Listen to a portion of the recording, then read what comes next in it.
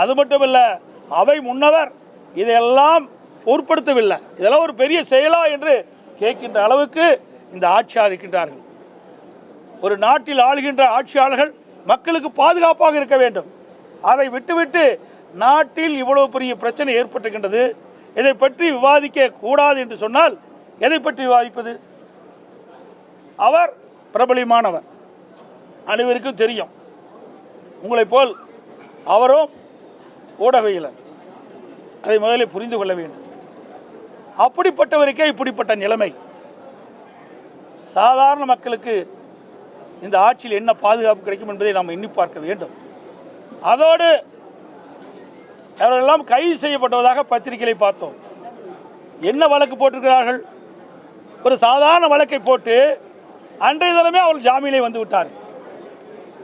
ஆக ஒரு வீட்டில் அத்துமீறி நுழைந்து பொருட்களை சேதப்படுத்தி பொருட்களை எடுத்து சென்று மலத்தை கொட்டி அங்கே ஒரு அசிங்கத்தை உண்டாக்கி விட்டு தாராளமாக வெளியே செல்கின்றார்கள். அவர்களெல்லாம் இந்த அரசு கண்டுகொள்ளவில்லை.